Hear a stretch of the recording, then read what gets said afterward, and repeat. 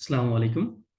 সকলকে স্বাগত জানিয়ে শুরু করছি আমাদের আজকের টিউটোরিয়াল। আমি বিপ্লব হোসাইন, কাজ করছি ইউএস বেস একটা কোম্পানিতে অ্যাজ এ সফটওয়্যার ইঞ্জিনিয়ার হিসেবে। তথ্য যোগাযোগ প্রযুক্তি অষ্টম শ্রেণী। আজ থেকে আমরা এই কোর্সটা শুরু করতে যাচ্ছি। যেমনটা নবম দশম এবং একাদশ দ্বাদশ এই দুটো আমরা অলরেডি শুরু করেছি। তো আইসিটির এই একাডেমিক কোর্সটা শুরু করার পেছনের কারণটা হচ্ছে যে ক্লাস 8, 9, 10 বা কলেজ, এই সময়টা হচ্ছে উপযুক্ত সময় আইসিটির হাতেখড়ি পাওয়ার জন্য। যেহেতু পার্শ্ববর্তী দেশ ইন্ডিয়াতে আমরা দেখি যে খুব অল্প বয়সী ছেলেমেয়েরা প্রোগ্রামিং, আইসিটি বিষয়গুলো সম্পর্কে খুব ভালো জানে, নেটওয়ার্কিং থেকে শুরু করে বিভিন্ন বিষয়। সেখানে আমাদের বাংলাদেশের ছেলেমেয়েরা যখন সিএসসি তে ভর্তি হয় ইউনিভার্সিটিতে গিয়ে, অথবা কেউ কেউ তারপরে এগুলো নিয়ে ঘাটাঘাটি করে, বেশিরভাগই মেজরিটি বা এভারেজ যদি আমরা দেখি তাহলে হয়তো আমরা 25 এর পরে এইচএস পাবো। তো আমি ব্যক্তিগতভাবে চাই যে স্কুলে থাকা অবস্থায় আমাদের ছেলেমেয়েরা পড়ালেখার পাশাপাশি আমাদের ভাই বোনেরা তারা আইসিটি সম্পর্কে পর্যাপ্ত নলেজ পাক। এখন এখানে অনেকগুলো ঘাটতি আছে, আমি কাউকে ছোট করে বলছি না, আমি নিজে শিক্ষকতা করেছি, তো সেখান থেকে আমি দেখেছি পরবর্তীতে কম্পিউটার সায়েন্স নিয়ে গ্রাজুয়েশন করা বা বিভিন্ন কোম্পানিতে জব করা, আইসিটি মিনিস্ট্রিতে ট্রেন আপ করা। তো সেখান থেকে আমার কাছে যেটা মনে হয়েছে যে আমরা যদি খুব অল্প সময়ে ছেলে মেয়েদের তথ্য প্রযুক্তি সম্পর্কে একটা ভালো ধারণা দিতে পারি, তাহলে অল্প সময়ে তারা খুব ভালো করবে। এবং অনেক আগে বেশ কিছু জিনিস সম্পর্কে ক্লিয়ার কাট একটা আইডিয়া থাকা দরকার আছে। আমাদের বইগুলো পর্যাপ্ত না ইনফরমেশনের জন্য, কারণ তথ্য প্রযুক্তি শুধু একটা সাবজেক্ট না, এটা আপনার একটা কেরিয়ার। এছাড়া আপনার যতগুলো কেরিয়ার সাবজেক্ট আছে ক্লাস 8-এ বা 9-এ, এর কোনো সাবজেক্ট পড়েই কিন্তু আপনাকে কেউ জব দিবে না বা দিতে পারবে না। কিন্তু আপনি শুধু যদি তথ্য প্রযুক্তির উপরে বা শুধু এক্সেল এর উপরে বা পাওয়ার পয়েন্টের উপরে অথবা গ্রাফিক ডিজাইন, অথবা ওয়েব ডেভেলপমেন্ট, অ্যাপ ডেভেলপমেন্ট আপনি শেখেন, আপনি কিন্তু যে কোনো জায়গায় জব পাবেন। তাহলে বোঝা গেল এটার গুরুত্ব অন্যান্য সাবজেক্টের থেকেও বেশ বেশি, অনেকখানি বেশি। তো সেটা যদি হয় তাহলে এটার প্রতি আমাদের গুরুত্বটাও থাকা উচিত খুব ভালোভাবে এবং আগে থেকেই। তো কেন আমি শেখাচ্ছি সেটাই বলছিলাম, যে আমরা 9, 10 এবং কলেজের পাশাপাশি আমার মনে হলো যে অষ্টম শ্রেণীটাও আমি শুরু করি, তাহলে দেখা যাচ্ছে যে আমরা ক্লাসের মতো এনভায়রনমেন্ট তৈরি করব, লাইন বাই লাইন রিডিং করব, যেন আপনাদের মনে না হয় যে এটা ক্লাসের বাইরে কোনো কিছু একটা হচ্ছে। তাছাড়া এটা থেকে যেহেতু আপনাদের প্রশ্ন আসবে মাল্টিপল বা যে ধরনের প্রশ্ন, সেটাও যখন অ্যান্সার করতে পারেন, সেই জন্য আমি শুধু board base, digital white board base বা গ্রাফিক্স ট্যাবলেট বেস শুধু আমি গেলাম না, আমি আপনাদের বইটা রিডিং করব এবং সেখানে প্রত্যেকটা লাইন বাই লাইন আমি ব্যাখ্যা করার চেষ্টা করব যেন আপনারা বুঝতে পারেন। এবং পরবর্তীতে 9, 10 বা অন্যান্য গুলো তো আছেই। এছাড়া আপনি প্রোগ্রামিং, কোডিং, অন্যান্য বিষয়গুলো যদি জানতে চান, আমার চ্যানেলে সেগুলো অলরেডি আছে এবং কিছু কিছু জিনিস নতুন করে দেওয়া হচ্ছে। যেহেতু চ্যানেলটা একেবারে নতুন করে তৈরি করা হয়েছে আইসিটি বেস বা ইউথদের আইসিটি লার্নিং এর জন্য, সো এখানে পর্যাপ্ত ইনফরমেশন, টিউটোরিয়াল সবকিছুই থাকবে আপনাদের হেল্প করার জন্য। এবং কোনো ধরনের প্রশ্ন থাকলে অবশ্যই তো আপনারা জিজ্ঞাসা করবেন।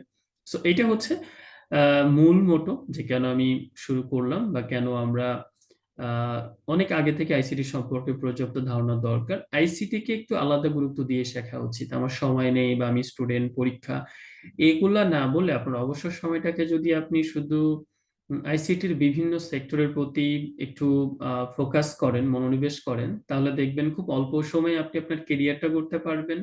আপনার বন্ধু সার্কেলে, পরিবারে আপনার প্রায়োরিটি বাড়বে। আপনি আড্ডা দিয়ে অথবা অযথা সময় নষ্ট না করে সময়টা কাজেও লাগাতে পারবেন। সো অনেকগুলো বিষয় আছে বা থাকে, সেগুলো আমরা খুব ভারী বিষয়গুলো বলে মাথা নষ্ট করতে চাচ্ছি না। আমরা সরাসরি আমাদের প্রথম অধ্যায়ে চলে যাব এবং যদি বাড়তি কোনো কথা থাকে সেগুলো বলবো। তবে আইসিটি প্রত্যেকটা সময়ের জন্য ইম্পর্টেন্ট, হ্যাঁ, এবং সবাই যদি জিনিসটা শিখতে পারে। কিছু কিছু কোম্পানি আছে যারা বেসিকলি ওই ধরনের ডিসক্রিমিনেশন করে না বা দেখে না যে আপনি কোন ক্লাসে পড়েন, আপনার স্কিল থাকলে তারা হায়ার করে, এবং সেটা ক্লাস 8, 9-এর স্টুডেন্টদেরকেও আমরা দেখেছি। তো সেই হিসাবে আমার কাছে মনে হলো ক্লাস 8 হতে পারে একটা পারফেক্ট ক্লাস বা পারফেক্ট এজ রেঞ্জ, যেখান থেকে আমি জিনিসটা শুরু করতে পারি। বেসিকলি আমি ইউনিভার্সিটি স্টুডেন্টদেরকে পড়াই বা পড়িয়েছি বা ট্রেনিং দিই, বা কলেজ স্টুডেন্ট কম পাওয়া যায় বা অন্যান্য জায়গাগুলোতে। তো মনে হলো যে আমার স্কুলের স্টুডেন্টদেরকে দিয়ে যদি আমরা এইভাবে শুরু করতে পারি, তাহলে পর্যাপ্ত একটা ইনফরমেশন আমি আপনাদেরকে দিতে পারবো, যেটা আপনাদের অনেক বেশি হেল্প করবে। So আমরা চলে যাচ্ছি আজকে আমাদের ফার্স্ট যে অধ্যায়। সো আমাদের প্রথম অধ্যায় হচ্ছে তথ্য ও যোগাযোগ প্রযুক্তির গুরুত্ব।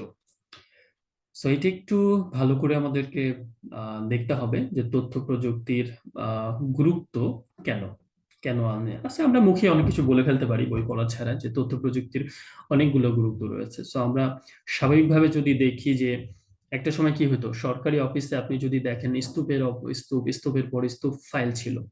তো ফাইলগুলা থেকে আপনি চাচ্ছেন যে আপনি 3 বছর আগে বা 3 বছর 2 মাস 15 দিন আগে আপনি একটা কাজ করেছেন, সেই ইনফরমেশনটা আপনাকে দিতে হবে। বা আপনি যখন সার্টিফিকেট আমরা তুলতে যেতাম কি হতো, ফাইলের পর ফাইল টিচার পারতো, তারপরে হচ্ছে সাল দেখতো, তারপরে আহ, ওই বছরের যতগুলো ফাইল আছে সব বের করতো, ক্লাস বের করতো, আমার রোল নাম্বার কত সিরিয়ালে সেটা দেখে তারপরে একটা ইনফরমেশন তারা যাচাই হতো। আজকে কি হচ্ছে, আপনি যাবেন কম্পিউটারে, আচ্ছা কোথায় কোন বছর কত সাল, টেস্ট টেস্ট দিবেন, ডেটাবেস থেকে আপনার ইনফরমেশন পাবে, আপনাকে জিনিসটা দিয়ে দিবে।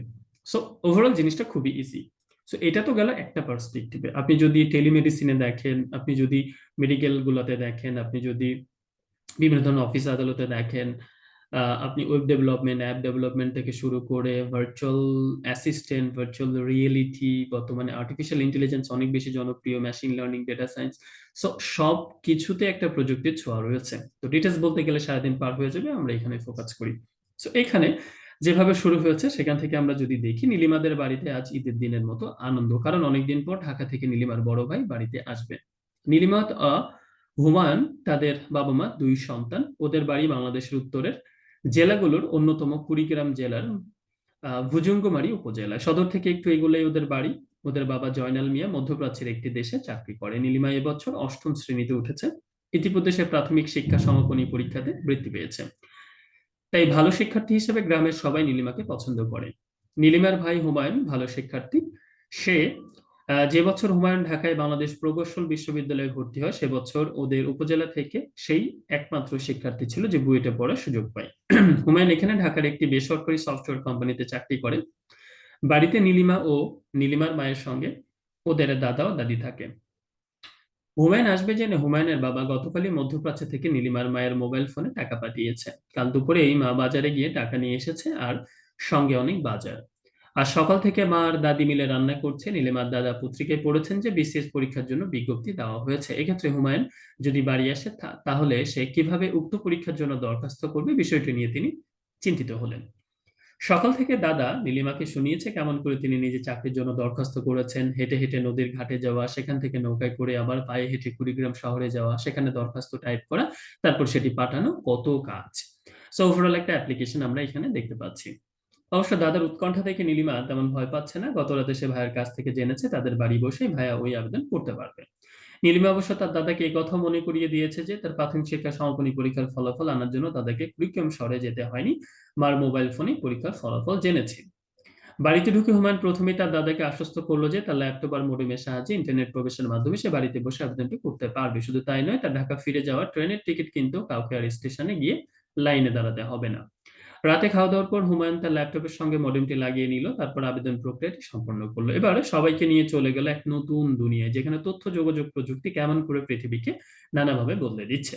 এক কথা, চাকরির আবেদন করতে হলে আগে কি করতে হতো, আপনার ফর্মকে নিয়ে আসতে হতো। ইভেন ইউনিভার্সিটির আবেদন, ইউনিভার্সিটি জিনিসটা তো আমরা অনেক বেশি ভোগান্তি হয়েছে। প্রথমে তো আপনার ফর্ম কিনতে আনতে যেতে হতো। ধরেন আমি ঢাকাতে যাব, আমার বাসা হচ্ছে চুয়াডাঙ্গা। তো আমি সেখান থেকে ঢাকাতে যাচ্ছি ফর্ম কিনতে।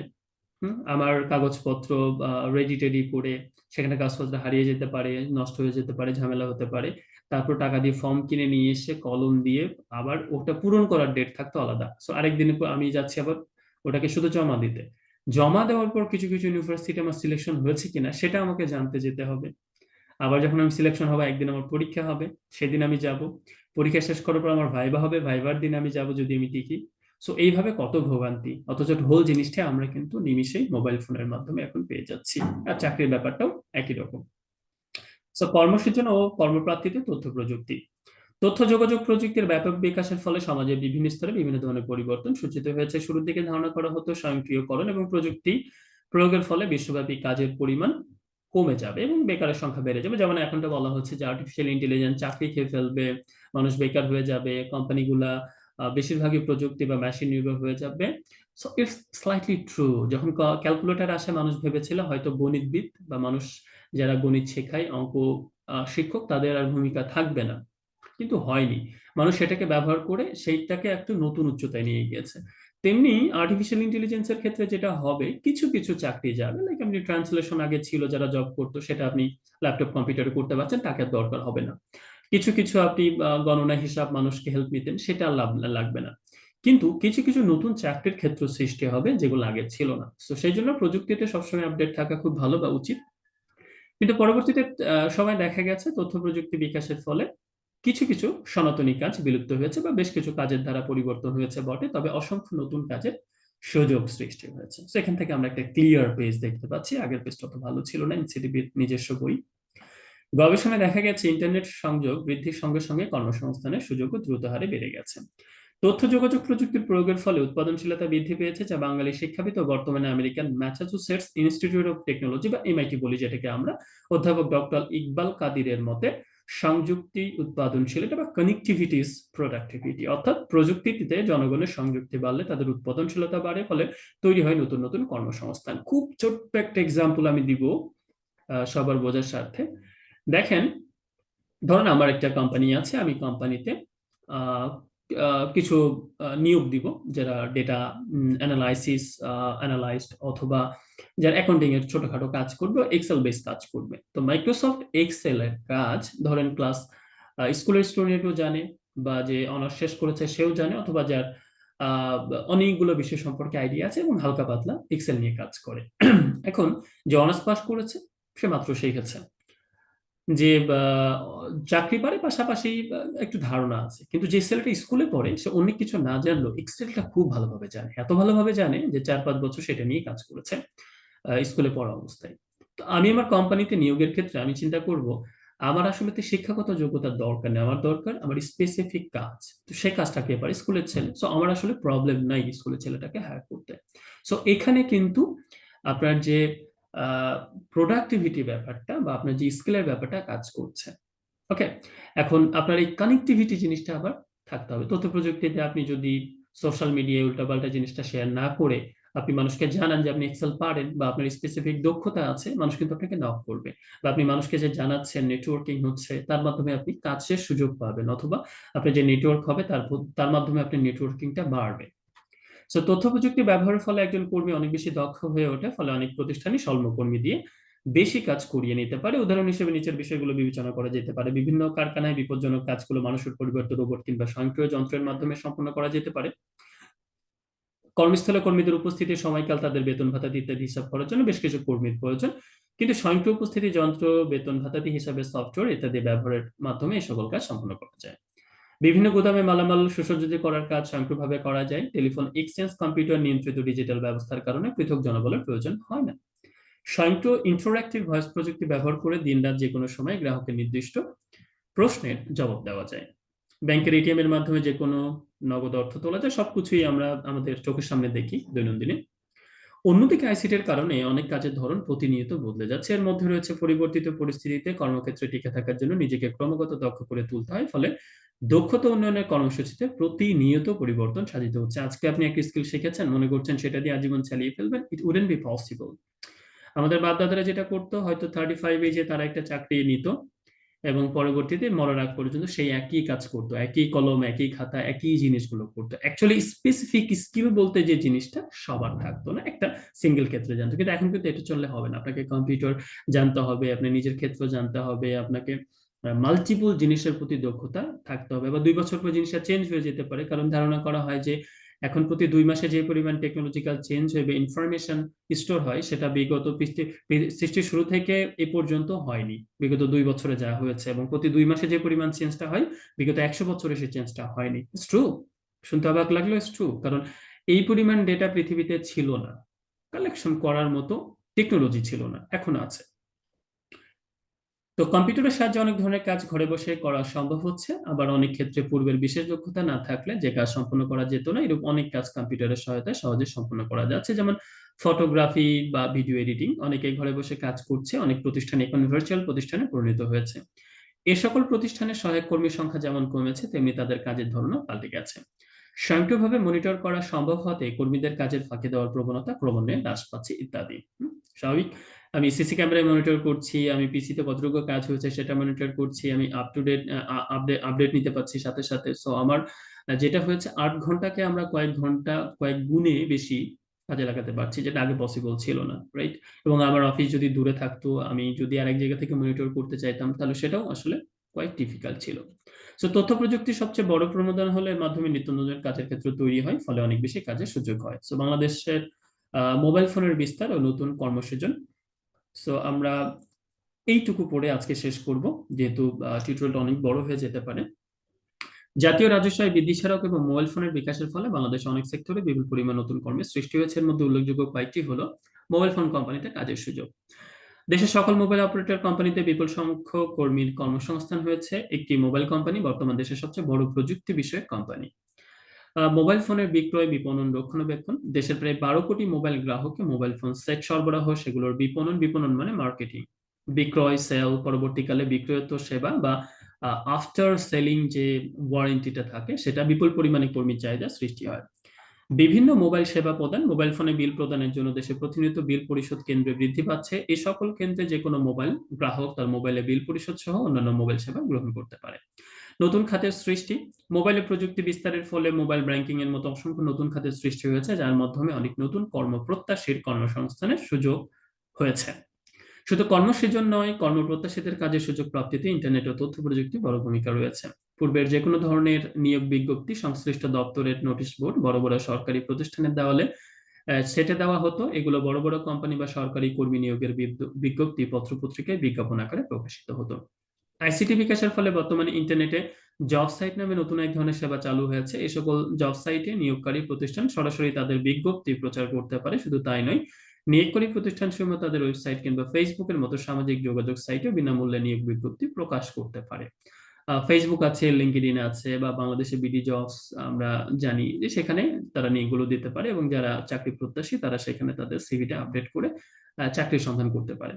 ফলে কর্মপ্রত্যাশীদের একটা বিরাট অংশ বিষয়টি সম্পর্কে তাৎক্ষণিকভাবে অবগত হতে পারে। এছাড়া এরূপ যে কোনো সাইটে কর্মপ্রত্যাশীগণ নিজেদের নিবন্ধিত করে রাখতে পারে। সেক্ষেত্রে যে কোনো নতুন কাজের খবর প্রকাশিত হওয়া মাত্রই নিবন্ধিত ব্যক্তি ইমেল বা এসএমএস এর মাধ্যমে এ সম্পর্কে অবহিত হতে পারে। সো আজকে আমরা এতটুকুই। ঘরে বসে আয়ের সুযোগ, ঘরে বসে আমরা ইনকাম করতে চাই। পরবর্তী টিউটোরিয়াল থেকে কিভাবে ইনকাম করা যায় বা কি কি বিষয়গুলো আছে সেই বিষয়গুলো ডিটেলস আমরা দেখব। একেবারে প্রত্যেকটা লাইন বাই লাইন ধরে আপনারা কোনো ধরনের ইনফরমেশন গ্যাপ পাবেন না, যারা আমরা এটা ফলো করবেন টিউটোরিয়াল। এর পাশাপাশি আরো এক্সট্রা এত ইনফরমেশন পাবেন, আপনারা নিজেরাই কমফোর্টেবল ফিল করবেন, হ্যাঁ, যে আমি আসলে বেশ একটা ইনফরমেশন জানি, যেগুলো আমার মনের মধ্যে প্রশ্ন ছিল, এটা কিভাবে কাজ করে, ওটা কিভাবে কাজ করে, এটা কিভাবে হয়। সো ফর দ্য বেস্ট, দেখা হবে পরবর্তী টিউটোরিয়ালে ঠিক একইভাবে আমরা জিনিসগুলো নিয়ে কথা বলবো। আসসালামু আলাইকুম।